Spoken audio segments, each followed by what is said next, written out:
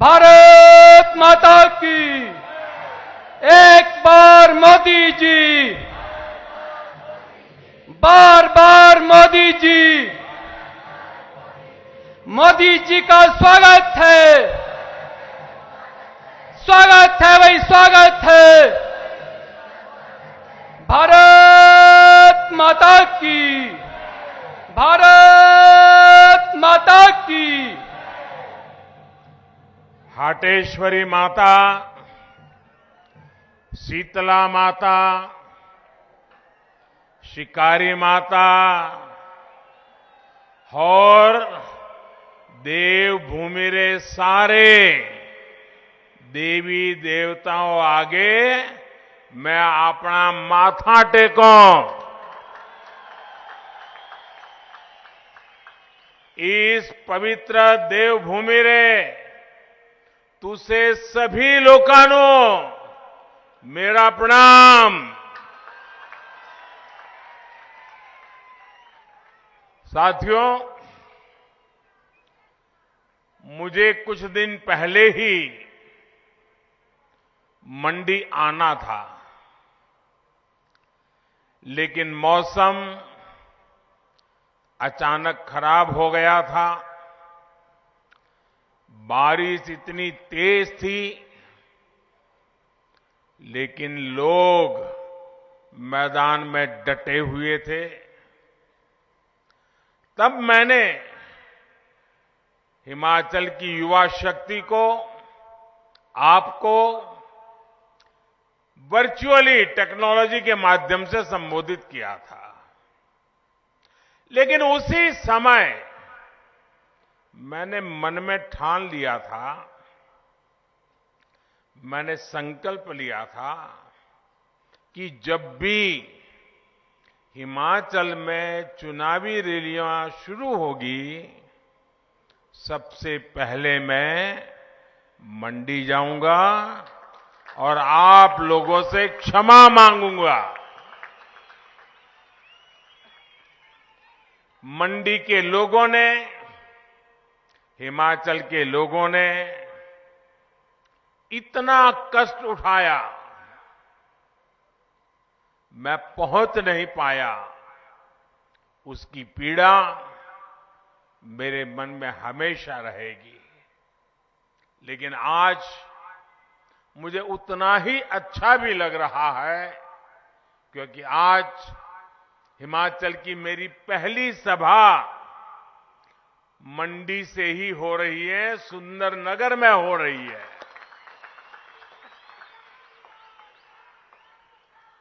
और यहां इतनी बड़ी संख्या में आप लोग होंगे।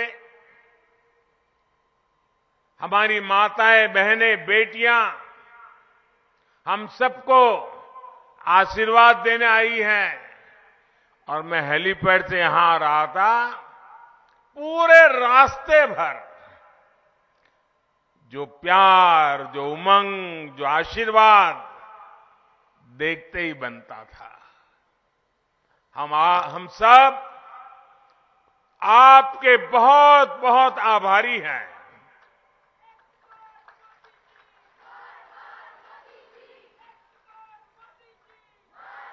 साथियों, ये देवभूमि से मेरा नाता इतना निकट रहा है कि यहां सुंदरनगर में भी मैं पहले भी बहुत बार आना होता था।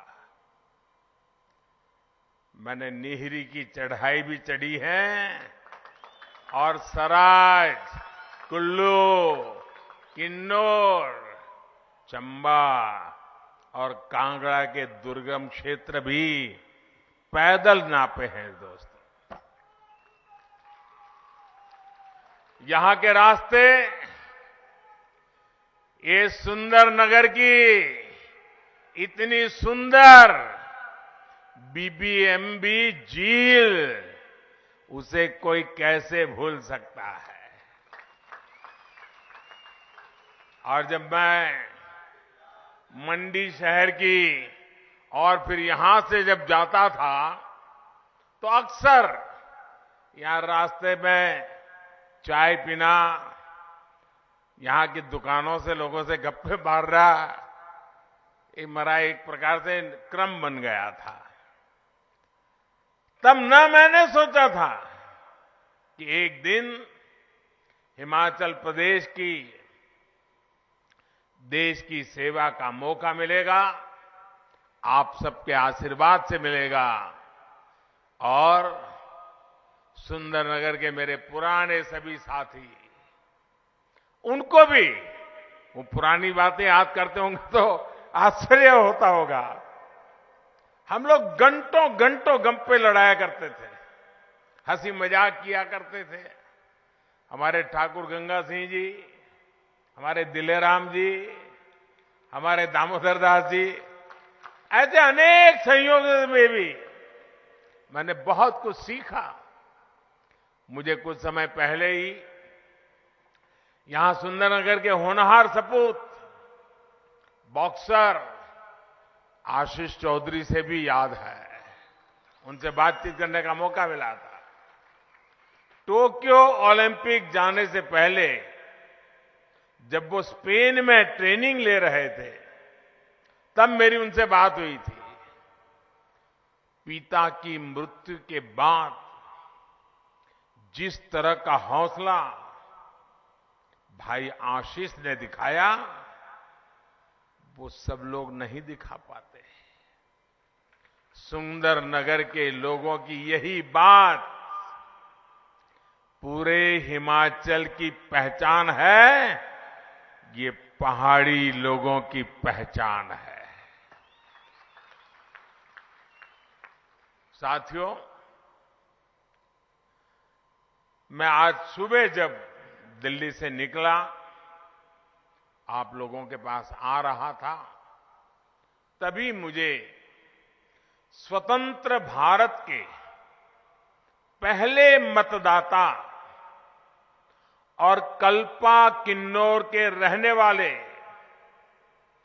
श्याम शरण नेगी जी के दुखद निधन की भी खबर मिली। 106 वर्षीय नेगी जी ने अपने जीवन में 30 से ज्यादा बार मतदान किया था। इतना ही नहीं, अभी 2 दिन पहले 2 नवंबर को ही ये जो विधानसभा चुनाव हो रहे हैं, उसके लिए भी उन्होंने पोस्टल बैलेट के माध्यम से वोट दिया था। जाने से पहले भी उन्होंने मतदान करके अपना कर्तव्य निभाया।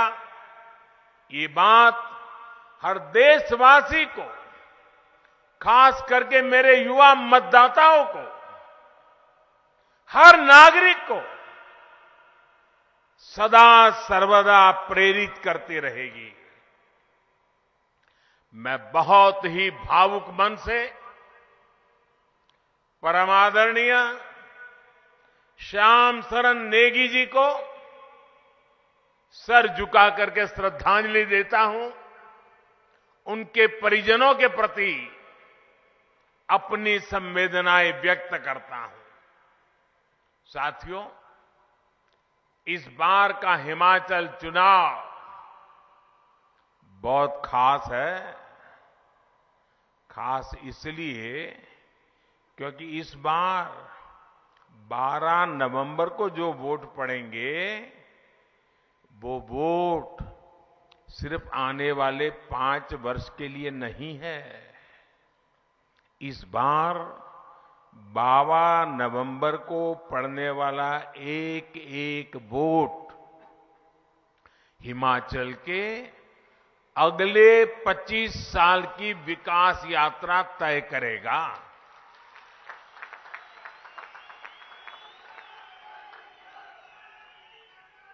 कुछ महीने पहले ही हिमाचल की स्थापना के 75 वर्ष हुए हैं। कुछ सप्ताह पहले ही भारत ने भी अपनी आजादी के 75 वर्ष पूरे किए हैं।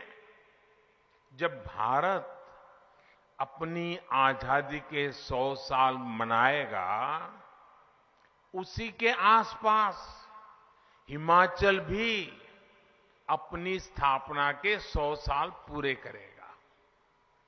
इसलिए अगले 25 साल का ये कालखंड बहुत ही अहम कालखंड है।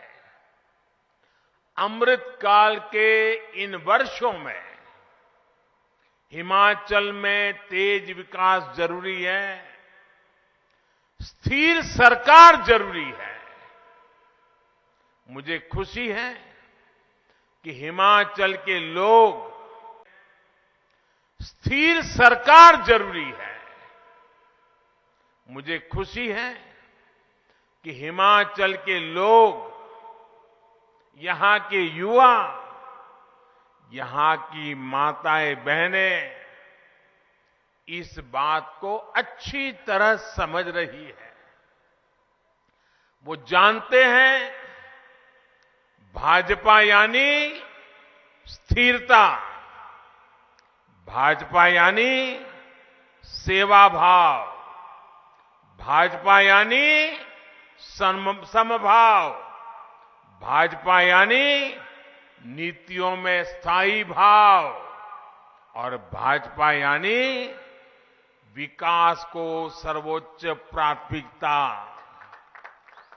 इसलिए इस विधानसभा चुनाव में हिमाचल के लोग भाजपा सरकार की जोरदार वापसी की ठान चुके हैं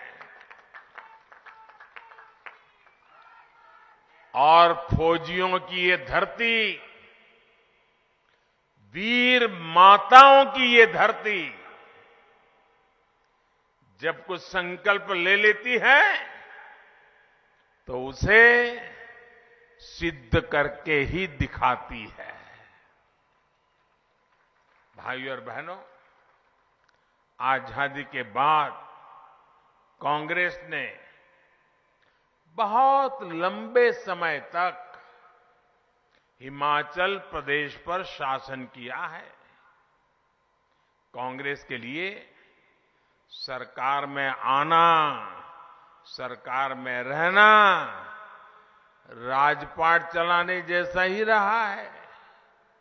हिमाचल में पहाड़ी राज्यों में तो कांग्रेस दशकों तक तरसाओ, लटकाओ, भटकाओ, यही उनकी रीति थी, यही उनकी नीति थी। कांग्रेस ने हमेशा यही सोचा कि इतना छोटा राज्य, 3-4 सांसद आते हैं, देश की राजनीति में क्या फर्क पड़ता है? इतने छोटे राज्य की हैसियत क्या है? अरे होता है, चलता है, करो न करो कौन पूछता है भाई। बड़े बड़े राज्य होंगे, ज्यादा एमपी होंगे, उसकी तो आवाभगत होगी, हिमाचल की क्यों होगी? इसी सोच की वजह से कांग्रेस ने हिमाचल के विकास को कभी भी प्राथमिकता नहीं दी। इसी वजह से हिमाचल लगातार पीछे होता चला गया। बीच बीच में आपने यहां भाजपा की सरकारें बनाई तो कुछ काम आगे बढ़ा और सद्भाग्य ये रहा कि पहले अटल जी थे, यहां धूमल जी थे। अब मुझे सेवा का मौका दिया, मैं हिमाचल को मैं भी अपना घर मानता हूं और इधर आपने जयराम जी को दे दिया। लेकिन उन दिनों को याद रखिए जब दिल्ली में भाजपा का सरकार थी, हिमाचल में भाजपा सरकार थी, काम तेजी से चल रहे थे। लेकिन जैसा ही 5 इसके 5 उसके 5 इसके 5 उसके ये वाले चक्कर में पड़ गए और जैसे ही कांग्रेस वाले वापस आए, सारे काम ठप कर दिए। वो अपनी कटकी ढूंढने में लग गए। इस वजह से हिमाचल विकास की ऊंचाई पर नहीं पहुंच पाया, जिस पर पहुंचने का हिमाचल का हक था, हिमाचल के लोगों की आवश्यकता थी। साथियों, मैं आपसे एक चीज जानना चाहता हूं। जरा आप सोचिए, अपनी रोजमर्रा की जिंदगी के अनुभव से सोचिए। अगर घर में कोई बीमार होता है और फिर किसी एक अच्छे डॉक्टर से दवाई लेता है, लेकिन हफ्ते भर दवाई लेता है, फिर कोई आ जाता है, अरे रे रे ये अंग्रेजी दवाई क्यों लेते हो, आयुर्वेद ले लो। तो इसको भी लगता है यार अब हफ्ते भर तो अंग्रेजी दवा खाई, चलो अब आयुर्वेद करते हैं। तो एक सप्ताह अंग्रेजी खाई, छोड़ दी, फिर दूसरा सप्ताह आयुर्वेद पे चढ़ गए, और फिर दूसरे सप्ताह आयुर्वेद खाई। इतने में कोई आ गया, अरे भाई ये आयुर्वेद क्यों खाते हो, क्या फायदा है, ऐसा करो होम्योपैथी ले लो। तो तीसरे हफ्ते होम्योपैथी ले लिया। अब मुझे बताइए, एक हफ्ते एक दवाई, दूसरे हफ्ते दूसरी दवाई, तीसरे हफ्ते तीसरी दवाई, चौथे हफ्ते चौथी दवाई, क्या मरीज ठीक होगा क्या? मुझे बताइए, बीमारी जाएगी क्या? जाएगी क्या? भाई बीमारी है तो एक दवाई को पकड़ के लंबे समय तक जरा एक बार देख लें, तब फायदा होता है कि नहीं होता है? भाइयों बहनों, इतनी जल्दी जल्दी दवाइयां बदलने से बीमारी जाती नहीं है। आप दवा का एक डोज ले, फिर दूसरा डोज, फिर तीसरा डोज, कभी किसी को फायदा नहीं होता है। और इसलिए मेरे भाइयों बहनों, हिमाचल ने अब तक ऐसी ही गलती होती रही है, और उसका परिणाम यह आया है कि यहां जो मुसीबतें हैं, इसके लिए किसी ने अपनी जिम्मेवारी नहीं ली। आपकी जो तकलीफें हैं, जो मुसीबतों से आपको जिंदगी गुजारनी पड़ रही है, उसकी जो आकर के शिमला में बैठे, उन्होंने जिम्मेवारियां नहीं ली। और उनको भी पता था कि अब 5 साल आए हैं, क्या करना है भाई, क्या जरूरत है, 5 साल कितना ही काम करो, ये लोग तो 5 साल के बाद दूसरे को लाने वाले हैं। तो वो सोचता है कुछ करना ही नहीं है।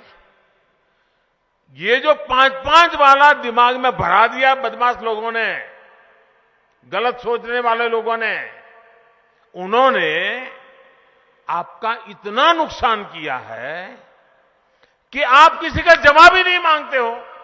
वो तो हाथ ऊपर कहते हम क्या करें भाई, आपने हमको मौका नहीं दिया, एक बार दिया, हम कुछ काम करें, उतने में तो आपने दूसरे को ला लिया। आप अगर सरकार से जवाब मांगना चाहते हैं, आप अगर सरकार से जवाबदेही चाहते हैं, आप उसको दोबारा मौका दीजिए, ताकि उसको लगे कि हिमाचल की जनता अच्छे काम को आशीर्वाद देती है, तो उसका काम करने का उत्साह डबल हो जाता है। इस बार हिमाचल करेगा ना, इस बार दोबारा लाने का निर्णय करेगा ना, ये पुरानी बातों को छोड़ेगा कि नहीं छोड़ेगा? और मेरे हिमाचल के भाइयों बहनों, आपने मुझे दिल्ली में बिठाया है, मैं आपके लिए कुछ करना चाहता हूं। पिछले 5 साल से कर रहा हूं, आगे भी करना चाहता हूं। मुझे सेवा का मौका दोगे ना? पक्का दोगे? और मैं आपको वादा करता हूं, इस धरती के बेटे के नाते मैं आपके लिए जितना कर सकता हूं, कभी पीछे नहीं रहूंगा भाई। लेकिन अगर यहां आपको ऐसे लोगों को बिठा दिया जो काम को आगे ही न बढ़ने दे, तो क्या होगा? मैं कितना ही दिल्ली से जोर लगाऊं, काम हो पाएगा क्या? रुकावटें आएगी कि नहीं आएगी? इसलिए भाइयों बहनों, यहां भाजपा की सरकार बनाइए ताकि मैं आपकी सेवा अच्छी तरह से कर सकूं।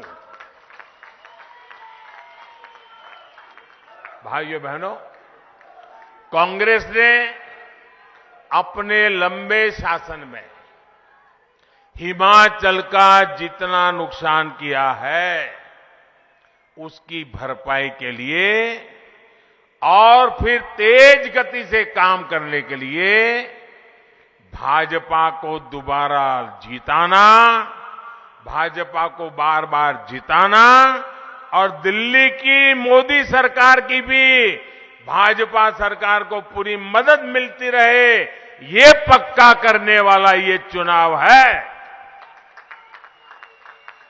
साथियों, कांग्रेस कैसे काम करती है, इसका मैं आपको एक उदाहरण देता हूं। एक एक चीज याद रखिए, भूलना मत। 50 साल से ज्यादा हो गए जब कांग्रेस ने गरीबी हटाओ की बात कही थी। जब भी आओ गरीबी हटा के नारे लगाओ, गरीबी हटाओ नारे लगाओ, वादा करना, और लोग भी मानते थे हां यार गरीबी जाएगी। चुनाव होते गए, गरीबी हटाओ का नारा देकर कांग्रेस सरकार बनाती गई, लेकिन देश से गरीबी नहीं हटी। झूठे वायदे करना, झूठी गारंटी देना, ये कांग्रेस की पुरानी तरकीब रही है। आपको याद होगा, किसानों को कर्ज माफी के नाम पर कांग्रेस किस तरह झूठ बोलती रही, इसका गवाह भी पूरा देश रहा है। कांग्रेस की सच्चाई ये है कि 2012 में जिस घोषणा पत्र पर वो चुनाव जीते, मैं आज से 10 साल पहले की बात कर रहा हूं, उसमें आप निकाल करके देख लीजिए, 2012 में उनके जो वादे किए थे, जो उनके घोषणा पत्र में लिखा था, एक भी काम उन्होंने 2012 से 17 आपने उनको सर आंखों पर बिठाया, आपका एक भी काम उन्होंने किया नहीं। खोल करके देखा नहीं घोषणा पत्र उन्होंने। जबकि भाजपा की पहचान है कि जो हम कहते हैं उसे पूरा करने के लिए दिन रात खपा देते हैं। भाइयों बहनों, दिन रात खपा देते हैं। भाजपा जो संकल्प लेती है उसकी सिद्धि करके दिखाती है। भाजपा ने जम्मू कश्मीर से आर्टिकल 370 हटाने का संकल्प लिया था ना? पूरा किया कि नहीं किया? पूरा किया कि नहीं किया? भाजपा ने राम मंदिर बनाने का संकल्प लिया था, और वो निर्णय भी इसी हिमाचल की धरती में, पालमपुर में भाजपा की वर्किंग कमेटी में निर्णय किया गया था। भाइयों, इसी देवभूमि में निर्णय किया गया था। आज राम मंदिर बन रहा है कि नहीं बन रहा है? आप बताइए, बन रहा है कि नहीं बन रहा है? ऐसे नहीं, जरा जोरों से बोलिए, बन रहा है कि नहीं बन रहा है? वादा निभाया कि नहीं निभाया? वचन पूरा किया कि नहीं किया? साथियों, भाजपा के संकल्पों की सिद्धि का एक और उदाहरण, ये तो हमारी वीरों की भूमि है। हर परिवार फौजी परिवार है, हर घर हिंदुस्तान के सुरक्षा का किला है। अब देखिए, 1 रैंक 1 पेंशन एक ऐसा उदाहरण है, वो कांग्रेस को जानने समझने के लिए काफी है। कांग्रेस 40 साल से देश के फौजियों को हर चुनाव में वादा करती थी। आपके हिमाचल के मेरे फौजी परिवार बराबर याद होगा, हर बार वादा करते थे वन रैंक वन पेंशन बस आ जाएगा, चुनाव जिता दो, आ जाएगा चुनाव। कितनी सरकारें बनी, कितने ही प्रधानमंत्री आए, कितनी बार वादे करके गए,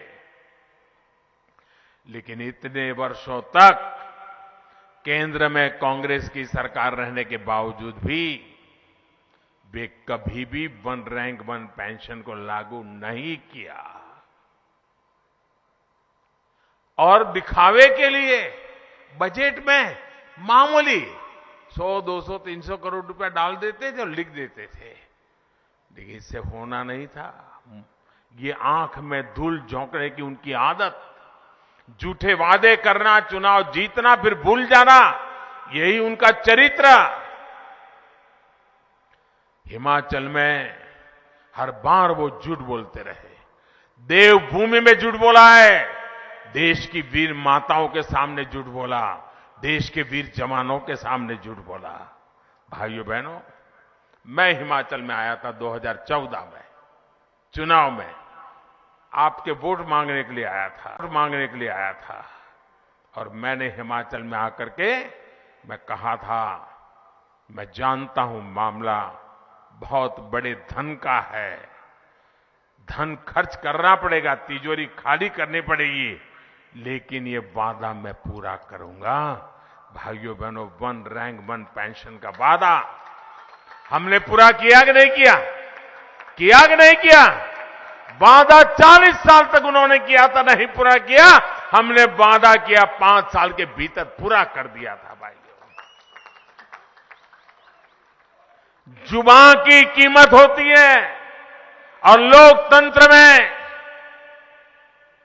भारतीय जनता पार्टी की जुबान जनता जनार्दन को समर्पित होती है, जनता जनार्दन के लिए संकल्पित होती है। भाइयों, वन रैंक वन पेंशन लागू होने की वजह से हमारे रिटायर्ड फौजी साथियों की जेब में, उनके परिवार के पास पहले जो पेंशन जाता था उससे अतिरिक्त और 60,000 करोड़ रुपया मेरे इन फौजी परिवारों के जेब में गए। भाइयों, 60,000 करोड़ रुपया बहुत बड़ी अमाउंट होती है। आप ध्यान दीजिए साथियों, क्या कांग्रेस सरकार होती तो ये 60,000 करोड़ रुपया मेरे फौजी परिवारों के घर में आते क्या? फौजी परिवारों के विधवाओं के घर में जाते क्या? भाइयों बहनों, कांग्रेस की सरकार होती तो आज भी वन रैंक वन पेंशन के नाम पर आप लोगों को ठगती रहती। साथियों, उनके वादे कभी सही नहीं निकले। इस चुनाव में भी वादे करने में पीछे नहीं हटेंगे, उन पे भरोसा मत करना। कांग्रेस का एक और इतिहास रहा है जिसकी बहुत चर्चा नहीं हुई है। आज के युवा तो ये भी नहीं जानते होंगे कि आजादी के बाद देश का पहला घोटाला कांग्रेस ने रक्षा क्षेत्र में ही किया था।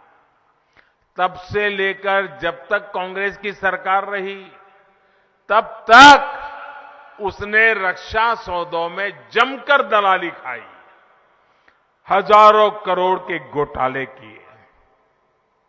इसके साथ ही कांग्रेस ने एक और बात सुनिश्चित की, कांग्रेस कभी नहीं चाहती थी कि देश रक्षा साजो सामान के मामले में आत्मनिर्भर बने।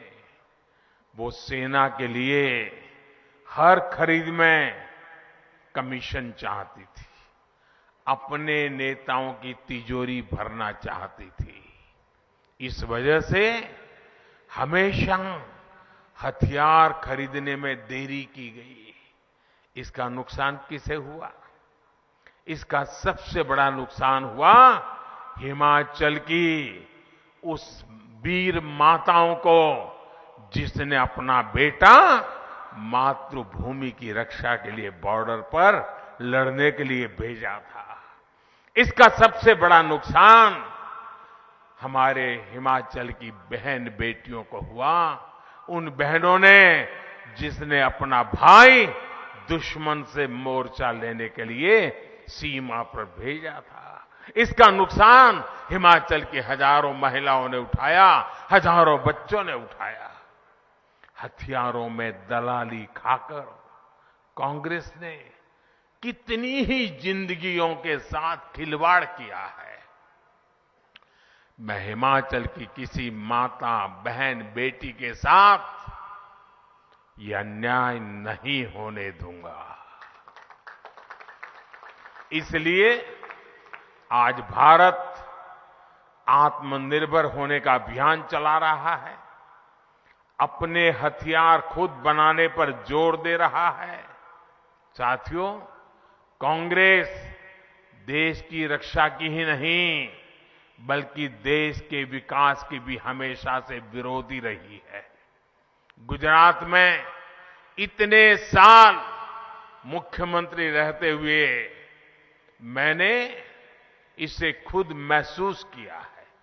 जब 2014 में आपने मुझे सेवा का अवसर दिया तो मैं चाहता था कि हिमाचल में विकास की योजना तेजी से आगे बढ़े। मैं 2014 की बात कर रहा हूं। जब मैं दिल्ली में बैठा तो हिमाचल के साथ मेरा लगाव रहा था, हिमाचल ने मुझे बहुत प्यार दिया था, तो मुझे स्वाभाविक बैठते ही हिमाचल याद आना बहुत स्वाभाविक था। लेकिन भाइयों बहनों, उस समय यहां कांग्रेस की सरकार थी और मुझे आज भी याद है केंद्र सरकार की अनेकों योजनाओं को कैसे यहां की कांग्रेस सरकार ने लागू नहीं होने दिया, अड़ंगे डाले, रुकावटें डाली। उनके दिमाग में तो यही नशा था कि मोदी होता कौन है, ये दिल्ली सरकार होती कौन है, हमारी मर्जी क्या करे क्या ना करे, और मोदी की योजनाओं को लागू करेंगे तो ये हिमाचल के लोग तो मोदी को अपना नेता मानेंगे, हमें तो मानेंगे नहीं। इसी चिंता में दिल्ली से मैं योजना भेजता था, पैसे भेजता था, वे इसको अड़ंगे लगा करके बैठ जाते थे। मैं इसका एक उदाहरण देता हूं आपको। 2014 से और 2016 के बीच यहां कांग्रेस की सरकार थी और दिल्ली में आपने मुझे बिठाया था।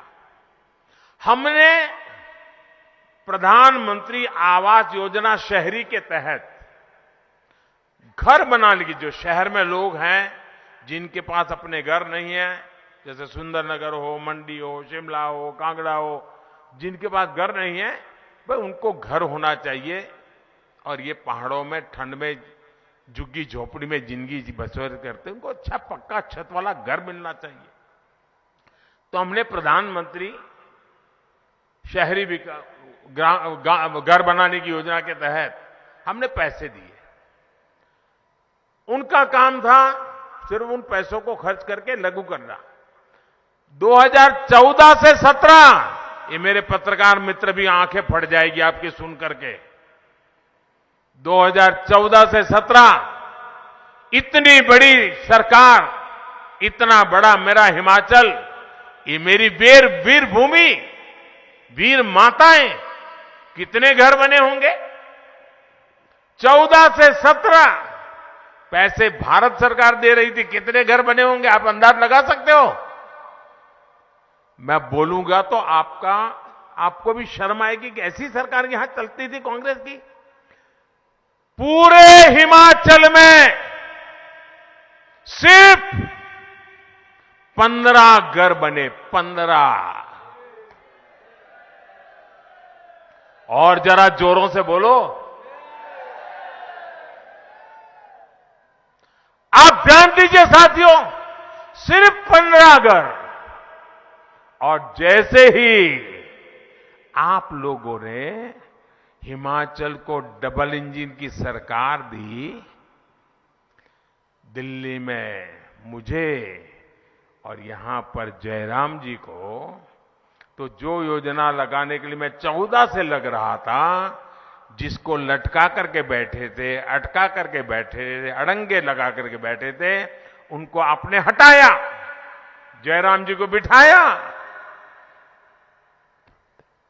कहां 15 घर, और हमने 10,000 घरों पर काम शुरू कर दिया। कितने भाई, कितने घर, कितने? माताएं बहनें जरा बोलते कितने? उनके कितने थे? उनके कितने थे? हमने कितनों पर काम शुरू किया? और मुझे आज संतोष से कहना है, जयराम जी और उनकी पूरी टीम को अभिनंदन करना है, इसमें से 8,000 से ज्यादा घर पूरे हो चुके हैं और बाकी पर काम चल रहा है, वो भी कुछ समय में पूरे हो जाएंगे। कहां 15 घर वाली कांग्रेस की सरकार और कहां 8,000 घरों को बनाने वाली डबल इंजन की सरकार। अब आप तय कीजिए कि आपको 15 घर बनाने वाली सरकार चाहिए कि 8,000 घर बनाने वाली सरकार चाहिए? कौन सी सरकार चाहिए? निर्णय आपको करना है दोस्तों। मैं कह रहा हूं इसलिए करो ये नहीं कहने आया हूं, मैं हिसाब देकर के कह रहा हूं कि हम आपके लिए काम करने वाले लोग हैं।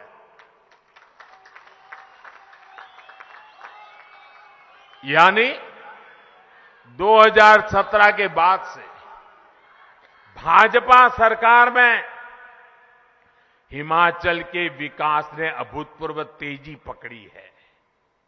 मैं आज भी ये सोचकर परेशान हो उठता हूं कि अगर 2017 में भी हिमाचल में कांग्रेस की सरकार आती, जयराम जी की सरकार ना आती, तो क्या होता दोस्तों?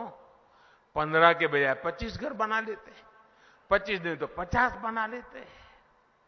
साथियों, बीते 2-2.5 साल में दुनिया की इतनी बड़ी महामारी, हिमाचल लोगों ने भी इसका मुकाबला किया है। भाजपा की सरकार में हिमाचल ने देश में सबसे पहले 100% टीकाकरण का लक्ष्य हासिल किया। आप कल्पना करिए, अगर महामारी के समय भी यहां कांग्रेस होती तो क्या होता? कांग्रेस का तो इतिहास है कि उसने गंभीर से गंभीर बीमारी के टीकों के लिए भी देश के लोगों को बरसों बरसों तक इंतजार करवाया था। और हिमाचल में टीका लगवाने का मतलब सिर्फ एक नागरिक की जान से जुड़ा हुआ नहीं है। जब हिमाचल में सबको टीका लग गया तो बाहर से आने वाले टूरिस्टों को भरोसा हो गया कि हिमाचल सेफ है। फिर से टूरिज्म ने गति पकड़ना शुरू किया, यहां के लोगों की रोजी रोटी चल पड़ी। ये वैक्सीन की ताकत थी और ये जयराम जी और भाजपा सरकार की ताकत थी कि उन्होंने पूरे देश में हिमाचल को पहला, और मैं यहां के हमारे आशा वर्करों, हमारे आंगनवाड़ी वर्कर, हमारे गांव में काम करने वाले हेल्थ वर्कर, उनको आज नमन करता हूं कि उन्होंने पहाड़ों पर चल करके जाकर के, बर्फीली जगह पर जाकर के भी वैक्सीनेशन का काम कर लिया और जिंदगी बचाने का काम कर लिया, और मुफ्त में, एक पैसा नहीं लिया किसी भाइयों बहनों। कोरोना के समय में अगर हिमाचल में कांग्रेस होती तो हिमाचल में सबसे अंत में टीके पहुंचते, क्योंकि 4 सीट वाले हैं, क्या लेना देना। दूर दराज वाले क्षेत्र तो आज भी कोरोना वैक्सीन का इंतजार कर रहे होते भाइयों। 100 साल की सबसे बड़ी आपदा में ये डबल इंजन की सरकार आज भी हिमाचल के गरीबों को, लाखों गरीब परिवारों को मुफ्त राशन दे रही है। मुफ्त राशन मिल रहा है ना। ये मेरी माताएं बहनें मुझे आशीर्वाद हमेशा देती हैं कि दिल्ली में एक उनका बेटा बैठा है जिसने हमारे घर के चियूले को कभी बुझने नहीं दिया। दिल्ली में एक ऐसा बेटा बैठा है जिसने कभी हमारे घर के चूल्हे को बुझने नहीं दिया। कोई रात ऐसी नहीं थी जब बच्चों को भूखे सोना पड़े, क्योंकि दिल्ली में एक बेटा बैठा था जो जागता था कि मेरा बेटा खा करके सो जाए। और इसलिए भाई कांग्रेस की सरकार होती तो गरीब का राशन लूट जाता दोस्तों, गरीब की रसोई तक नहीं पहुंचता। साथियों, 2017 में कांग्रेस की सरकार ना बनाकर भाजपा को सेवा का मौका देकर हिमाचल के लोगों ने इस देश भूमि की रक्षा करने का काम किया है। अगर हिमाचल के लोगों ने भाजपा को सेवा का मौका नहीं दिया होता तो आज 9 लाख नए घरों में नल से जल नहीं पहुंचता भाइयों। अगर हिमाचल के लोगों ने हमें सेवा का मौका नहीं दिया होता तो यहां की लाखों रसोइयों में उज्ज्वला का सिलेंडर नहीं पहुंचता। अगर हिमाचल के लोगों ने भाजपा को सेवा का मौका नहीं दिया होता तो आयुष्मान योजना और हिम केयर योजना के तहत 4 लाख लोगों को मुफ्त इलाज नहीं मिलता। अगर यहां 2017 में भाजपा सरकार नहीं बनती तो अटल टनल का काम शायद वहीं अटका लटका पड़ा होता, वो काम कभी पूरा नहीं होता। साथियों, आज अटल टनल से हमारी योजनाओं को भी फायदा हो रहा है। लाहौल स्पीति के मेरे भाई बहनों को आजादी के बाद पहली बार जीवन का उनका सुख का समय आया है। ये काम हमने किया है और इसे आप हमेशा याद रखिए। ये सब किसने किया? ये सारा काम किसने किया? ये काम किसने किया? ये काम की जरा जोर से बताइए, किसने किया? ये काम किसने किया? आपका जवाब गलत है। आपका जवाब गलत है। ये मोदी जी ने नहीं किया है, ये जयराम जी ने नहीं किया है, ये तो आपके एक वोट ने किया है। ये आपके वोट की ताकत है, इसलिए हुआ है। वोट सही जगह पर डाला तो इतने सारे काम किए। इस बार भी आपका वोट सही होगा, आगे भी इससे भी बढ़िया काम होंगे भाइयों बहनों। हिमाचल के लोगों का एक वोट आज हिमाचल में इंफ्रास्ट्रक्चर का काम तेजी से करा रहा है। यहां रेल रोड का नेटवर्क बनवा रहा है। आप सोचिए, यहां से चंडीगढ़ से मनाली हाईवे को बने कितने साल हो गए थे।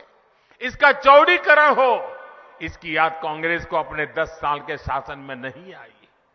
अब हिमाचल के लोगों के एक वोट के कारण इस मार्ग पर 4 लेन का ऐसा नेशनल हाईवे बन रहा है जो आपके टूरिज्म को बहुत बड़ी ताकत देने वाला है।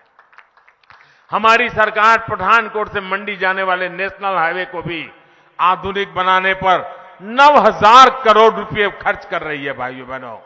पिछली कांग्रेस सरकार के समय गांव में जितनी सड़कें बनवाई गई थी, हमारी सरकार ने उससे 2 गुनी सड़कें बनाकर दिखा के दिया है आपको भाइयों। डबल तेजी से काम, डबल इंजन की सरकार की पहचान है। 8 दिसंबर को नतीजे आने के बाद हिमाचल के विकास में और तेजी लाई जाएगी। भाजपा की सरकार ने आगे के रोड मैप पर काम करना शुरू कर दिया है। हिमाचल के बॉर्डर पर बने गांवों में विकास के लिए, वहां कनेक्टिविटी और टूरिज्म बढ़ाने के लिए वाइब्रेंट बॉर्डर विलेज योजना शुरू की जा चुकी है। हिमाचल में कनेक्टिविटी बढ़ाने के लिए रोपवे से प्रमुख स्थानों को जोड़ने के लिए हमने पर्वतमाला योजना चलाई जा रहा शुरू की है। यहां डबल इंजन की सरकार की वापसी के बाद ऐसे विकास कार्यों में और तेजी लाई जाएगी। बस आपको एक बात याद रखनी है, हर बूथ पर कमल का फूल ही भाजपा का उम्मीदवार है। याद रहेगा ना, हमारा उम्मीदवार सिर्फ कमल का फूल ही है। जहां कमल का फूल दिखे वो ही भाजपा का उम्मीदवार है। कमल के फूल पर पड़ा हर वोट मुझे ताकत देगा, हिमाचल के इस बेटे को दिल्ली में बड़ी ताकत देगा। मंडी को, कुल्लू को, रामपुर को, किन्नौर को, लाहौल स्पीति को ताकत देगा। मैं विशेष रूप से इतनी बड़ी तादाद में आई माताओं बहनों कहूंगा कि माताएं बहनें अधिक से अधिक संख्या में इस बार वोट करने के लिए लोगों को प्रेरित करें। आप भी ज्यादा से ज्यादा वोट करिए। महिलाओं के वोटिंग के सारे रिकॉर्ड तोड़ दीजिए भाइयों बहनों। आपको जुलूस निकाल करके गीत गाते मतदान मथकों पर पहुंचना है। और जितनी भी बातें मैंने बताई है, एक काम करोगे, मेरा एक काम करोगे, जरा जोर से बताओ तो पता चलेगा। करोगे? घर घर जाओगे, मेरी बात लोगों को बताओगे, जो मैं कह के रहा हूं समझाओगे। और जहां भी जिस घर में जाएंगे ना, तो मेरी तरफ से एक बात कहना कि अपने मोदी जी आए थे मिलने के लिए। समय के कारण सबको तो नहीं मिल पाए, लेकिन मोदी जी ने आपको प्रणाम कहा है। इतना कह देंगे? इतना कह देंगे? कह देंगे भाइयों? बस मेरा प्रणाम पहुंचा दीजिए।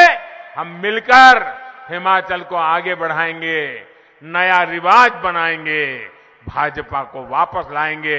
मेरे साथ जोर से बोलिए, भारत माता की, भारत माता की, भारत माता की। जो उम्मीदवार है उनसे मेरी प्रार्थना है जरा आगे आ जाए। उम्मीदवार जो है, जितने उम्मीदवार है वो जरा आगे आ जाए। हाँ, जोर से बोलिए, भारत माता की, भारत माता की। मैं जरा आपके बीच में आता हूं, मेरे लिए जगह रखिए। नमस्कार, मैं हूं मानक गुप्ता।